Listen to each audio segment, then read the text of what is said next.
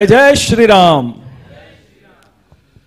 कालीपुत्र कालीचरण जी महाराज का जयपुर गुलाबी नगरी और ज्ञानम संस्थान की ओर से मैं हार्दिक हार्दिक स्वागत करता हूं। आप पहली बार हमारे आग्रह पर जयपुर पधारे, आपका दिल से धन्यवाद। जैसा कि कल से आप सभी को इंतजार था, लेकिन इनकी फ्लाइट मिस हो गई, हमारी धड़कनें बढ़ गई, लेकिन वापस यहां से कॉल आया कि नहीं, मैंने दूसरी फ्लाइट पकड़ ली है, तब वापस शांति मिली और अब मंच पर धमाका होने वाला है। सबसे पहले मैं कालीपुत्र कालीचरण जी महाराज से जानना चाहूंगा, क्योंकि कल से हम देख रहे हैं कि धर्म की परिभाषा, देश की परिभाषा, राष्ट्रहित की परिभाषा लगातार हो रही है। विशेष रूप से आप युवाओं का प्रतिनिधित्व करते हैं, तो आपसे मेरा पहला सवाल है कि युवाओं को अगर हम मंदिर चलने के लिए बोलते हैं या हम किसी मंदिर में धार्मिक कार्य के लिए बोलते हैं या अपने इस तरह के कार्यक्रम के लिए बोलते हैं, तो वो कहते हैं पापा जी को ले जाओ या दादाजी को ले जाओ। लेकिन जब मंच में आप जैसी पर्सनैलिटी बैठी हो, तो युवाओं के लिए आप विशेष धर्म और राष्ट्रहित की परिभाषा में क्या कहना चाहेंगे? ओम काली। सभी हिंदू धर्म प्रेमी भाइयों बहनों को मेरा हृदयपूर्वक ओम काली, संतों के चरणों में नमस्कार है। ओम काली। धर्म शिक्षा का अभाव होने के कारण हिंदुओं में धर्म प्रेम नहीं है। मुसलमान कट्टर इसलिए हैं क्योंकि रात दिन उनको मदरसों से, मस्जिदों से कौमी मजहबी तालीम मिलती है और लोक परलोक के अलग अलग मिथक भंपक बातें उनको बताई जाती रहती हैं कि इस्लाम पर ईमान लगाओ तो आपको 72 हूरें मिलेंगी, उसका रास्ता है काफिरों के गले रेतना। इस प्रकार के आतंकवादी देखो सबके सब मुसलमान ही हैं। क्यों हैं? क्योंकि उनको निरंतर मजहबी कौमी तालीम है, मदरसों से, मस्जिदों से। स्कूल में वो बहुत कम जाते हैं। राष्ट्रनिष्ठा, देशभक्ति वगैरह उनके लिए सब भंपक बातें हैं, उसका कोई उनको मायने कुछ महत्व है नहीं उसके लिए। उनके लिए परलोक में 72 हूरे भोगना ही टारगेट है। इस्लाम का टारगेट 72 हूरे है, क्योंकि वो धर्म ही नहीं है। इस्लाम और क्रिश्चियनिटी धर्म ही नहीं है, इसलिए हमें अपनी भाषा में सुधार करना चाहिए। उनका धर्म अपना धर्म ये बोलना ही छोड़ना चाहिए। धर्म मात्र सनातन हिंदू धर्म, बाकी कोई धर्म नहीं है। धर्म की परिभाषा ये है, अध्यात्म विज्ञानम जीवनात् धारयते इति धर्म। अध्यात्म विज्ञान को जीवन में धारण करना ही धर्म है। आप इसको रटिए, माने आप दूसरों को बोल पाएंगे। ये मंच भले ही यहाँ पे 50,000 भीड़ नहीं है, लेकिन आप लोग सिखाने वालों का प्रतिनिधित्व कर रहे हैं, तो आप टीचर्स लोग हैं, गुरु लोग हैं, तो आप इसको रटिए कृपा करके। अध्यात्म विज्ञानम, अध्यात्म विज्ञानम, अध्यात्म विज्ञानम जीवनात् धारयतेति धर्म। अध्यात्म विज्ञान को जीवन में धारण करना ही धर्म है।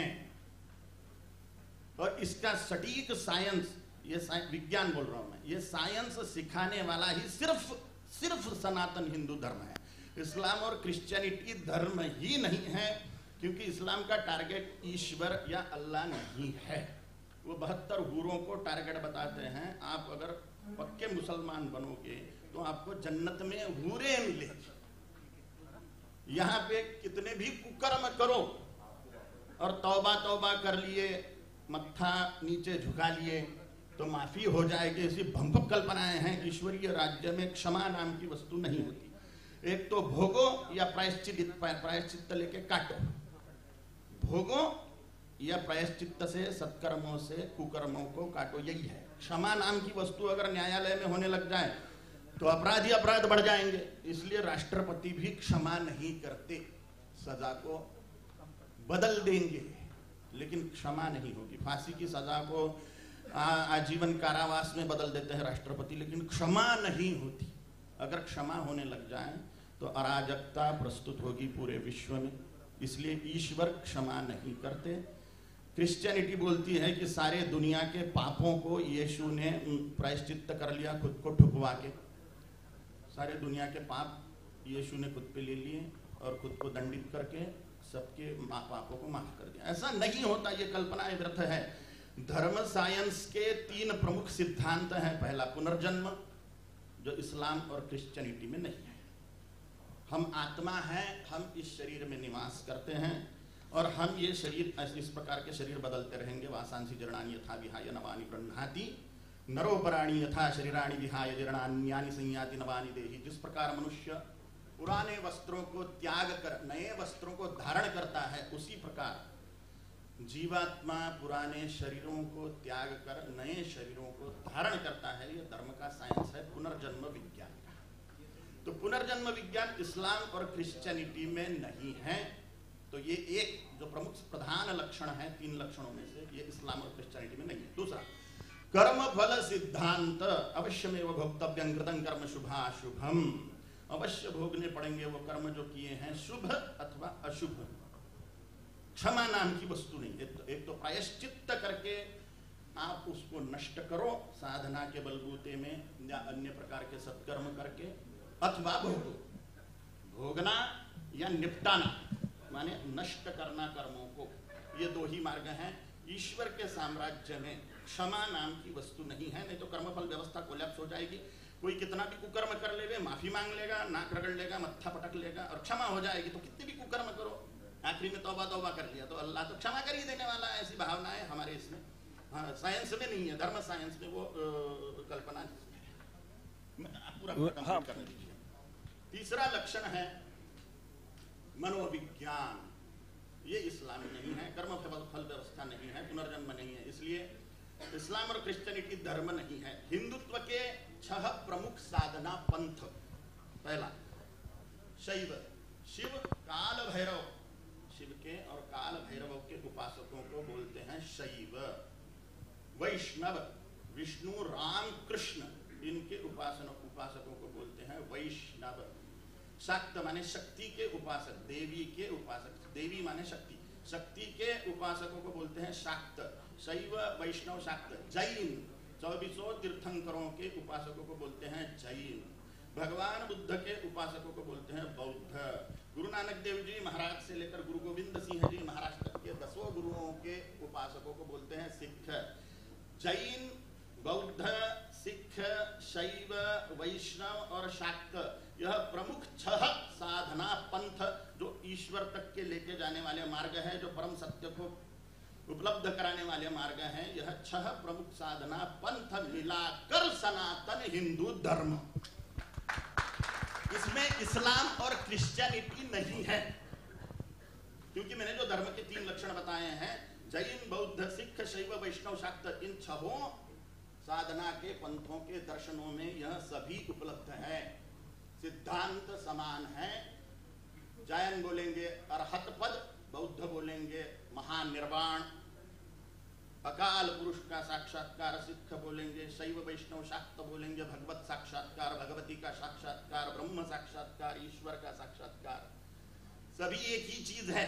उसको निर्वाण बोलिए, अरहत पद की प्राप्ति बोलिए, अथवा भगवत साक्षात्कार, आत्म साक्षात्कार, ब्रह्म साक्षात्कार, कुछ भी बोलिए। इस्लाम और क्रिश्चियनिटी में यह साइंस ही ना होने के कारण टारगेट ही नहीं है। टारगेट क्या है? कबायली कायदे कानूनों का टारगेट होता है भौतिक अय्याशी, जो कि इस्लाम का और क्रिश्चियनिटी का टारगेट है। उनको ईश्वर के साक्षात्कार से कुछ लेना देना नहीं है। क्रिश्चियनिटी में तो भी ईश्वर के साक्षात्कार की बात है, इस्लाम में तो बिल्कुल ही नहीं है। और जिनका टारगेट ही भौतिक है, लोक और परलोक दोनों तरफ अय्याशी करना ही जिनका टारगेट है, जिनके लिए बेटी क्या बहन क्या कोई मायने नहीं रखती, सब कोई उनको जायज है, सौतेली ममेरी फफेरी सब जिनके लिए समान है, उन लोगों को चरित्रवत्ता या राष्ट्र प्रेम, धर्म राष्ट्रीय निष्ठा, राष्ट्र के प्रति समर्पण वमर्पण उनके लिए कोई चीज नहीं होती। इसलिए वो भारत माता की जय नहीं बोलेंगे, वंदे मातरम नहीं बोलेंगे। उनके लिए सारी दुनिया में इस्लाम को फैलाना ही टारगेट है, और वो इस्लाम को फैलाने से आशा करते हैं कि हमें 72 हुरों की प्राप्ति होगी। इसलिए हमारे सामने सबसे बड़ा संकट है गजवाए हिंद, जो भारत को खा जाना चाहते हैं। वो आधे सक्सेस है।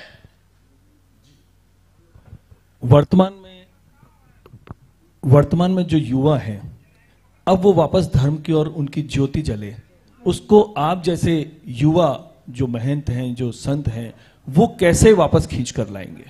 धर्म साइंस सिखा के ही असली धर्म की बात। धर्म क्यों जरूरी है? मुझे एक पत्रकार पत्रकार जी ने प्रश्न पूछा रहा कि बिना धर्म के हम जी नहीं सकते क्या? नहीं जी सकते भाई। क्यों नहीं जी सकते? क्यों नहीं जी सकते बिना धर्म के? क्योंकि आहार निद्रा भय में गुणंच ये तत्समान है पशुभिर नराणाम। खाना, सेक्स करना, डरना और सोना। खाना, सोना, डरना और सेक्स करना ये जानवरों में और मनुष्यों में समान है। यही अगर मनुष्य करता है तो वो जानवर ही है, वो प्राणी ही है। तो मनुष्य प्राणी को मनुष्य बनाने वाली वस्तु ही धर्म है। क्योंकि ईश्वर का साक्षात्कार चार स्तरों पे व्यक्ति जीता है। एक फिजिकल लेवल पे, भौतिक लेवल पे जीता है, भौतिक स्तर पर। दूसरा मानसिक स्तर पर जीता है, तीसरा बौद्धिक स्तर पर और चौथा आध्यात्मिक स्तर पर जीता है। ये बौद्धिक और आध्यात्मिक स्तर उच्च स्तरीय है। और ये ईश्वर का परम साक्षात्कार हो जाए या ब्रह्म साक्षात्कार हो जाए, आत्म साक्षात्कार हो जाए, परम सत्य की प्राप्ति हो जाए, ये बातें जब तक के व्यक्ति सोचता नहीं तब तक के वो भौतिक और मानसिक लेवल पे ही जिएगा, अय्याशी में ही डूब के मरेगा। लेकिन जैसे ही व्यक्ति की उम्र 45 साल हो जाती है, उसको अपने आप ही आत्मा परमात्मा की बातें सूझने लगती है। ये अगर पहले से ही रहस्य बताए चालू हो जाए बच्चों में, तो वो पहले से ही आध्यात्मिक बनेंगे। वो बौद्धिक और आध्यात्मिक लेवल पर जिएंगे और उन्नत बनेंगे। वो भौतिक परम ऐश्वर्य की प्राप्ति भी करेंगे और परमानंद की भी प्राप्ति करेंगे। हमारा टारगेट परमानंद को पाना है, परम सत्य को पाना है, परमात्मा को पाना है। वो परमात्मा या परम सत्य ही परमानंद है, परम सुख है। ये हमें बच्चों को पहले से ही सिखाया जाना चाहिए। बच्चों को हम ये सिखाते हैं कि बड़ा होके क्या बनेगा, बड़ा होके क्या पाना है। वो परमानंद है, वो परम सत्य है, वो परमात्मा है। ये हमें पहले से ही बताना चाहिए और इसका साइंस बताते जाना चाहिए, जिसका भयंकर अभाव हिंदुओं में है। लोक परलोक की बातें ही हिंदुओं में नहीं सिखाई जाती, जो कि परम सत्य है। और मुसलमानों में निरंतर कौमी मजहबी भंपक बातें मदरसों से और मस्जिदों से सिखाई जाती है, इसलिए वो कट्टर है। अल्पसंख्यक बोले जा रहे हैं। भारत में हिंदुओं की लोक संख्या 94 करोड़ है और भारत की लोक संख्या कितनी है? 140 करोड़। तो ये 46 करोड़ लोग कौन है? कौन है 46 करोड़ लोग? हिंदू तो है नहीं। तो हम जिनको अल्पसंख्यक मान रहे हैं वो अपने आधे में आ चुके हैं। और हमारी महान मूर्खता यह है कि हमारा कुछ टेढ़ा नहीं हो सकता। ये हमारी भावनाएं, यूनान मिस्र रोमन सब मिट गए जहां से, कुछ तो है जो हस्ती मिटती नहीं हमारी। ऐसे व्यर्थ के अहंकार में हम लगे हुए हैं। हमारे हाथ से ईरान चला गया। Iran, Iraq, Afghanistan, Pakistan, Bangladesh, Brahmadesh, Indonesia, Cambodia, Taiwan, Sri Lanka, Bhutan, Nepal, सब हमारे हाथ से जा चुका है। भारत माता आधी नहीं बची है और हम बोलते हैं हमारा कुछ टेढ़ा ही नहीं होगा। 5 लाख मंदिर मुसलमानों ने फोड़ दिए, लेकिन हम बोलते हैं हमारा कुछ टेढ़ा ही नहीं होगा। अभी 30 साल पहले कश्मीर में 5 लाख महिलाओं पर सामूहिक बलात्कार किया गया। उनके योनि मार्ग में मशीन गन से गोलियां मारी गई। 5 लाख हिंदुओं की कत्ल करी गई। हमारा कुछ टेढ़ा ही नहीं हो सकता। कितने महामूर्ख लोग हैं हम।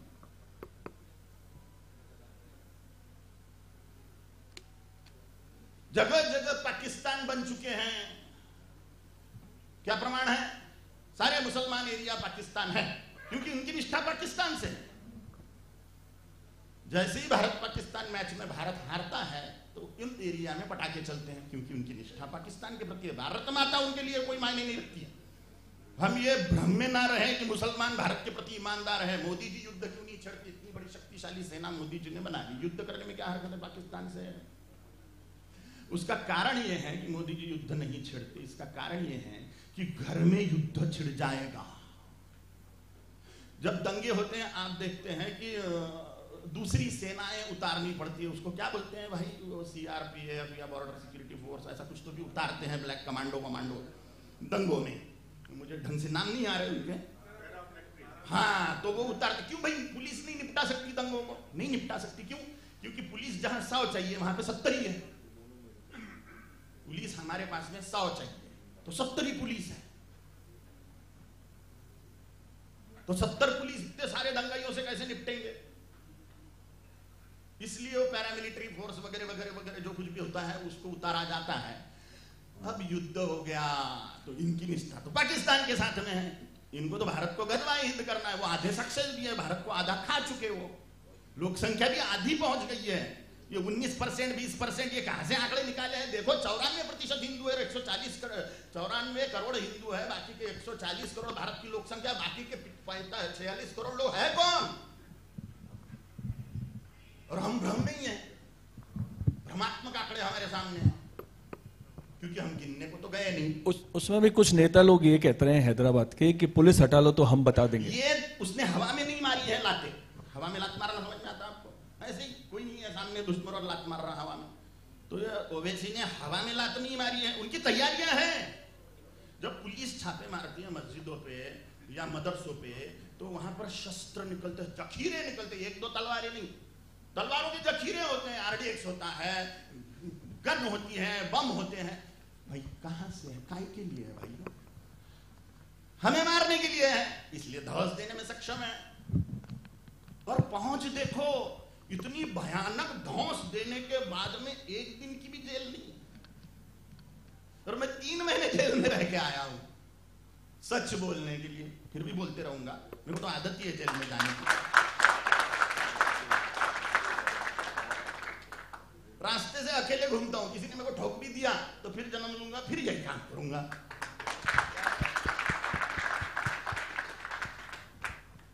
क्योंकि मैं तो बार बार जन्म लूंगा ना, क्योंकि हमारे पास में साइंस है, हमको 72 हो गया नहीं होना।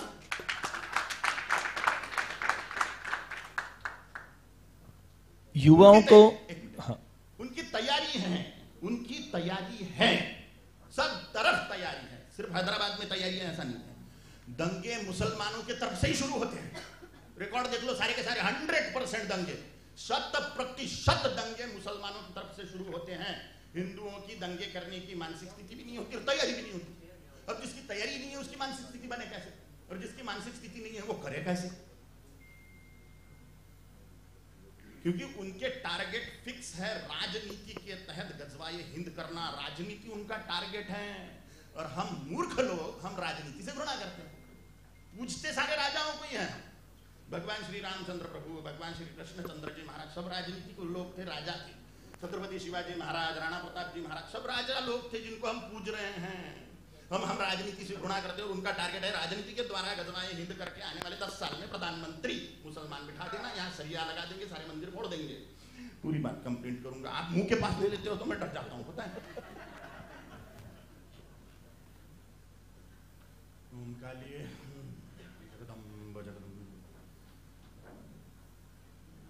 उनकी पूर्ण तैयारी है, इसलिए धौस दे सके। कोई हिंदू नेता ने आज तक क्या ऐसी धौस नहीं दी, क्योंकि पता है हिंदुओं की तैयारी भी नहीं होती, हिंदुओं की मानसिक स्थिति भी नहीं होती। मुसलमानों की फुलफिल तैयारियां हैं, मानसिक स्थिति है, आधे सक्सेस है, आधी सफलता मिल चुकी है उनको। उन्होंने इतनी बड़ी भारत माता को आधा खा लिया है, उनके लिए भारत माता का कोई अस्तित्व नहीं है।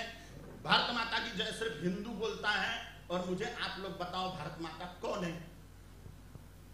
जमीन का टुकड़ा है क्या भारत माता? तो फिर ईरान, इराक, अफगानिस्तान, पाकिस्तान ये भारत माता ही है। Bangladesh, Brahmadesh, Indonesia, Cambodia, Taiwan ये भारत माता ही है। और आधे खा चुके, जमीन का एक भू क्षेत्र माने अगर भारत माता है, जहां पर 12 ज्योतिर्लिंग, 51 शक्तिपीठ और 108 वैष्णव तीर्थ है, जैन तीर्थ है, बौद्ध तीर्थ है, सिख तीर्थ है, ये पूरा भू क्षेत्र अगर भारत माता है, तो हमारे 9 शक्तिपीठ बांग्लादेश में फोड़ दिए गए। हिंगुलांबिका शक्तिपीठ और बड़े बड़े तीर्थ स्थान वैष्णवों के, जैनों के, बौद्धों के, शैवों के, शाक्तों के, सारे पाकिस्तान में फोड़ दिए गए। तो भारत माता तो आधी भी नहीं बची। फिर अभी जो नक्शा दिख रहा है वही है क्या भारत माता?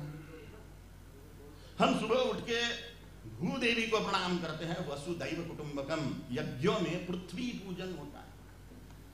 पृथ्वी त्वया धृता लोका देवी, त्वं विष्णुना धृता, त्वं च धारयमां देवी पवित्रं कुरुचासनम। हम भूमि देवी को नमस्कार करके पूजन आरंभ कर रहे हैं। फिर भारत माता है कौन?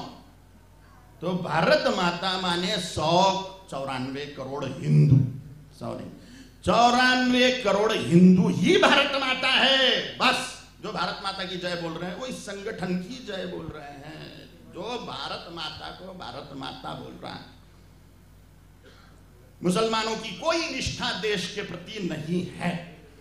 उनको पूरे विश्व में गजवा हिंद चाहिए। उनकी 100% निष्ठा, 100% निष्ठा उनकी इस्लाम के प्रति होती है। विकास कुछ नहीं चाहिए उनको पूछो भैया विकास बेरोजगारी, बोले कुछ नहीं करना पड़ता, हमारे बच्चे हमको ही पालना है, हमारी रोजगार हमको ही देखना है, हम तो इस्लाम को वोट करेंगे और मौलाना जिसको बोलेगा उसी को वोट करेंगे। फिर हम किस स्थिति में हैं? हम टुकड़े की स्थिति है। ऐसी स्थिति क्यों है? क्योंकि 5 लाख मंदिर उन्होंने फोड़ दिए, भारत आधा ही नहीं बचा। कुछ कारण होगा ना, अपने में कुछ ऐब होगा, अपने में कुछ खोट होगी। हमें अपने तरफ देखना चाहिए ना, हम इतने महान, हम इतने महान, हम नहीं है महान, हमारे महर्षि लोग, ऋषि लोग महान।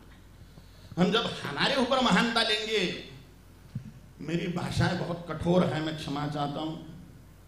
हम सड़ा हुआ वर्णवाद और भाषावाद की टट्टी खाने वाले सुअर बन चुके हैं पिछले 2500 साल में। भले ही मेरी भाषा कठोर है, लेकिन ये रियलिटी है। हम धर्म सिंहनी का दूध पीने वाले सिंह हैं और हम सड़े हुए जातिवाद की टट्टी खाते हुए हम इतने डरपोक बन चुके हैं कि हम अपनी जात बचाने के पीछे, अपनी भाषा बचाने के पीछे लगते हैं। चुनाव में पूछो तुम्हारा एजेंडा क्या है भैया, पहले तो हमारे जात का खड़ा है उसको वोट करेंगे। हमारे जात का है, ब्राह्मण है, क्षत्रिय है, वैश्य है, शूद्र है। 2378 जातियां हैं हिंदुओं की। कितनी? 2378 जातियां, और सब अपनी जात की मिट्टी खाने में लगे हुए। हमारे जात का खड़ा है, उससे हट गया। विकास चाहिए यार, अच्छा रास्ते चाहिए, पानी चाहिए, बिजली चाहिए, ये चाहिए, वो चाहिए। बेरोजगारी कितनी बढ़ गई, कांदा लहसन के भाव देखो कितने बढ़ गए हैं। टिकट देखो, रेलवे का टिकट, प्लेन का टिकट, इसका टिकट, उसका टिकट, ना जाने क्या क्या क्या क्या क्या क्या भंपक बातें हैं। मुसलमान को पूछो काय के लिए वोट करेगा? इस्लाम के लिए वोट करेगा सिर्फ। इस्लाम भाई क्या होगा इस्लाम को वोट करने से? 72 हूरें मिलेंगी। निष्ठा देखो, 72 हूरों के पीछे पागलपन देखो। वो आतंकवादी हो या सामान्य मुसलमान हो, उसको जन्नत की पड़ी हुई है, उसको ये दुनिया की पड़ी हुई नहीं है। वो ममेरी भवेरी सौतेली बहन से शादी करेगा, घर में न जाने अंधेरे में क्या क्या कर लेगा। और हम विकास, प्याज लहसन के भाव, बस के ट्रेन की टिकट, अपनी जात, अपना वर्ण, ब्राह्मण है, क्षत्रिय, वैश्य, ऐसे भंपक और धर्म से जिसको कुछ लेना देना नहीं, उन जातियों बातों में अटके हुए हैं। अगर हमने ये सड़े हुए वर्णवाद, जातीयवाद, भाषावाद का नाश नहीं किया तो धर्म का नाश हो चुका है ऑलरेडी। अगर हमने जातीयवाद का, वर्णवाद का, भाषावाद का और प्रांतवाद का नाश कर दिया तो हिंदुत्व प्रकट हो जाएगा, धर्म सिद्धि हमें प्राप्त हो जाएगी।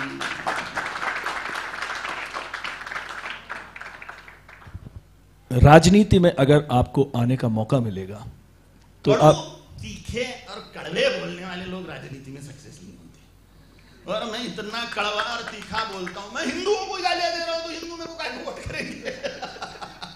गाली। फिल्मों में हम देख रहे हैं कि जो सनातन संस्कृति है पिछले 50-60 सालों से, उसमें जो डाकू होता है वो इस तरह का तिलक लगाया होता है, जो पुजारी होता है वो पाखंडी दिखाते हैं। उस स्थिति में आप वर्तमान की स्थिति जो है उसको कैसे देखना चाहते हैं? आर्यों का जो, आर्य माने हिंदू, आर्य द्रविड़वाद भंपक है। भगवान श्री रामचंद्र प्रभु के वंशज जो दक्षिण भारत से आए हुए थे, जब प्रलय हुआ था तो दक्षिण भारत के राजा ने अयोध्या में राज्य स्थापित किया, तो आर्य द्रविड़वाद वहीं पे फेल हो गया। तो ये विदेशों ने थोपा हुई बात है। तो जो मैं आर्यों की बात कर रहा हूँ, हिंदुओं की बात कर रहा हूँ। क्या पूछा था आपने प्रश्न? फिल्मों में जो सनातन संस्कृति को दिखाया जाता है। हाँ, तो जो ये हिंदुओं का ही बार बार जिधर देखो उधर अपमान है। वो बॉलीवुड से अपमान, हॉलीवुड टॉलीवुड की बात ही नहीं, क्योंकि टॉलीवुड तो धर्म का बड़ा सम्मान करता है। इसमें पैसा लगाने वाले कौन हैं? दाऊद और उसकी वो खान लॉबी। तो वो ये न के न प्रकार है ना, उनके भी दिमाग में वो 72 है ही बुरे, क्योंकि उनको पढ़ाया ही वो है ना। तो इस्लाम के प्रति समर्पित होकर कार्य कर रहे हैं, परलोक की ही चीज उनके दिमाग में है। परलोक में, जन्नत में अपने को हूरों के साथ में अय्याशी करने को मिलने वाली है। तो वो उसी के विराग में कि यहां पे कितने भी कुकर्म करो, शब्द ख्याल में रखियो, कितने भी कुकर्म करो, सिर्फ अल्लाह के सामने तौबा तौबा करने पर तुमको वो क्षमा हो जाती है। और अल्लाह के प्रति ईमानदार रहो तो तुम्हें 72 हूरे मिलेंगे। अल्लाह टारगेट है ही नहीं, अल्लाह तो देने वाला है ना, हूरे ही देने वाला है। तो टारगेट अल्लाह है नहीं, टारगेट है हूरे, और उनको वो बचपन से सिखाया जा रहा है। और जो बॉलीवुड को फंडिंग कर रहा है वो सारे के सारे मुसलमान हैं, तो वो इस्लाम को ही प्रमोट करेंगे। अब इस्लाम को प्रमोट करेंगे, इस्लाम को बढ़ावा देंगे, तो हिंदुओं को डोमिनेट करना पड़ेगा ना। तो हिंदू कितने बुरे हैं, हिंदू कितने हल्के हैं, हिंदू कैसे सड़िए हुए जातीयवाद में हैं, हिंदू कितने नीच हैं, ये वो बार बार बताएंगे। हिंदुओं के देवी देवताओं के मामले में हम करे तो रासलीला, हम करे तो कैरेक्टर ढीला, और कृष्ण करे तो रासलीला वगैरह वगैरह ऐसे गाने भी वो निकाल रहे हैं। मैं ढंग से गाना बता नहीं पा रहा हूँ। तो इस प्रकार से अनेक वो कई फिल्में हैं जिसमें शंकर भगवान का रोल करने वाला बाथरूम में बता रहे हैं पेशाब करते हुए, और वो दौड़ रहा है। अभी नया ही आया है कोई फिल्म जिसमें भगवा पहन के सड़े हुए दृश्य दिखाए जा रहे हैं और बेशरम रंग ऐसा कुछ तो भी बोल रहे हैं। ये क्यों? क्योंकि पैसा देने वाले मुसलमान हैं जो हिंदुओं को डोमिनेट कर रहे हैं, और हम बड़े चाव से देखने को जा रहे हैं। एकता न होने के कारण धर्म शिक्षा का अभाव, घर से नहीं, कॉलेजों से नहीं, स्कूल से नहीं, और मंदिरों से भी हमें धर्म शिक्षा नहीं है। मंदिरों से भी धर्म शिक्षा नहीं है। जो धर्म शिक्षा का स्थान होने चाहिए, जाओ दर्शन करो, प्रसाद खाओ, दूसरे दिन गोबर करो उसका। धर्म शिक्षा का अभाव, और इसकी सारी की सारी जड़ कहा जाती है ये समस्याओं की। मैं समाधान भी बोलूंगा चर्चा के बाद। पहले अपन भड़ास तो निकाले क्या क्या समस्याएं हैं, और उसके कारण तो देखें, और बाद में उसका समाधान क्या है। दीदी बोली कि मैं समाधान भी बोलूंगी, तो मैं भी समाधान बोलूंगा अपने दिमाग से। अपने दिमाग से नहीं, मेरे गुरु महामुनि अगस्त्य जी है, वो मेरे रूम में ये शरीर जब 20-22 साल का था तब प्रकट हो गए थे। उनकी उम्र 27 लाख साल है अभी, जिन्होंने भगवान श्री रामचंद्र प्रभु को धनुष्य बाण दिया था रावण को मारने के लिए, जिन्होंने समुद्र पी लिया था राक्षसों के संहार के लिए। वो अजर अमर हैं। अभी उनकी आयु 27 लाख साल है, 24 साल के ही दिखते हैं। वो मेरे रूम में प्रकट हो गए थे, मुझे उन्होंने ये योजनाएं बताई। मैं संस्कृत सीखा हुआ नहीं हूँ, मैं स्कूल ही नहीं गया हुआ हूँ, मैंने भौतिक शिक्षा कोई पाई हुई नहीं है। तो मेरी ये जो भाषण शैली है अथवा जो संस्कृत वगैरह का उच्चारण है, ये सब महामुनि अगस्त्य जी ने मुझे हक कर लिया, और यहाँ पे किस कर लिया था, तो उसके द्वारा मुझे ये आ गया। सुना सुनी हिंदी मराठी मैं बोल लेता हूँ, और जो बीच बीच में इंग्लिश आता है वो भी सुना सुनी है, मैं पढ़ा लिखा नहीं हूँ, अंगूठा छाप हूँ।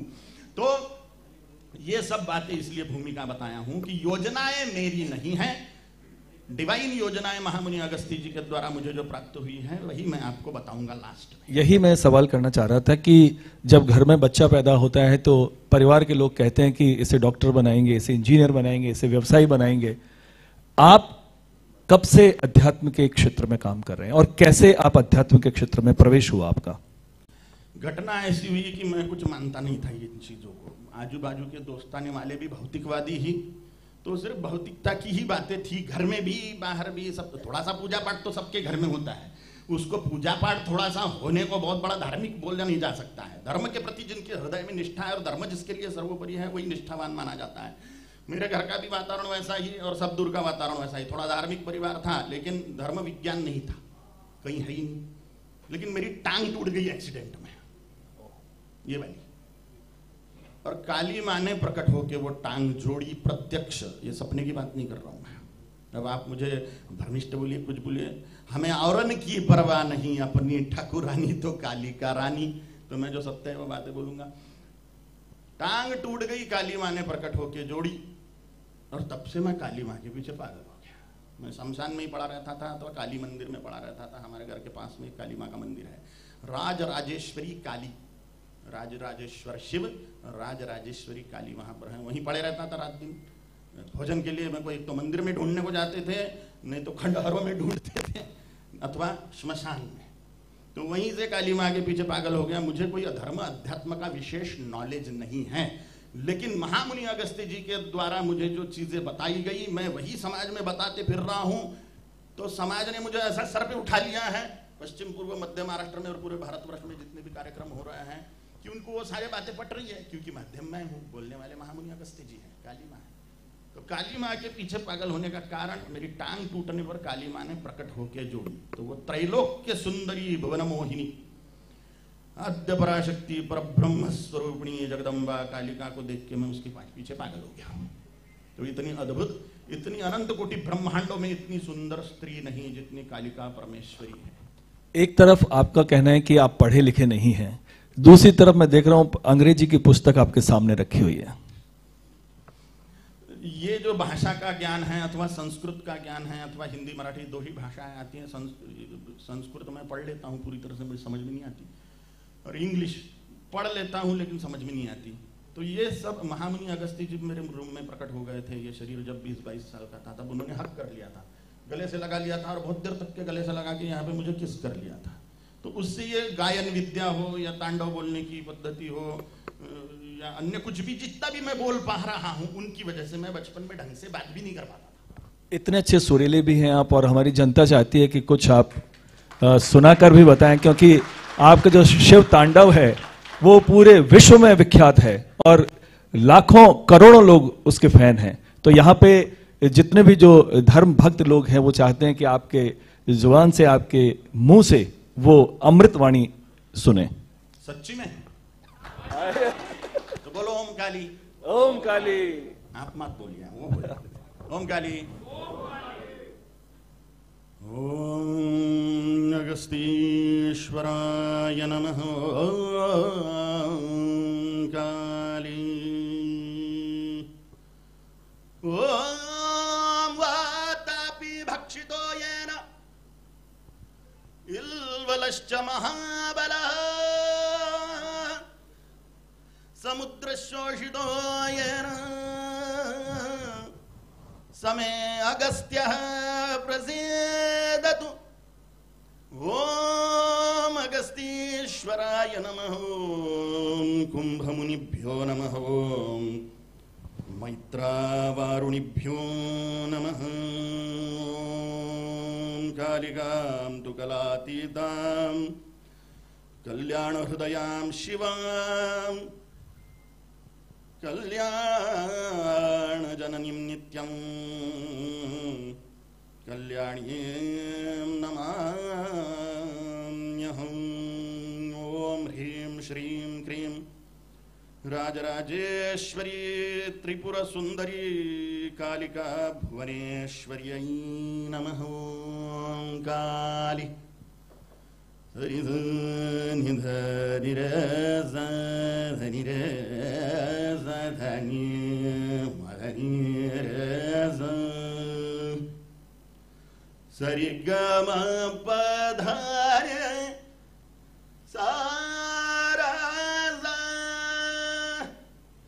धनि धरे धनि धरे धनि धरे धनि धरे धनि धनि धरे धनि धनि धरे धनि ध धनि धरे धनि ध म धनि धरे धनि ध म ग म प धनि धरे ध रे ध रे ध रे ध रे ध रे ग रे ग रे धनि धरे धनि धरे धनि ध धनि धनि ध ब धनि ध म ब ध प म ग ग ग ग ग ग म प म ग रे ग म ग रे स the the the the the रे धनि स रे ग रे धनि स रे ग ग ग ग ग ग ग रे स रे ग म म ग रे ग म ब ब ब ब ब ब ब म ग म ब ध ध ध ध ध ध ब म ब धनि न न न न न न न न धनि धनि धनि धनि ध रे रे रे रे रे रे रे धनि धनि ध रे धनि ध रे नि ध रे ग रे ग रे धनि धनि ध रे धनि ध।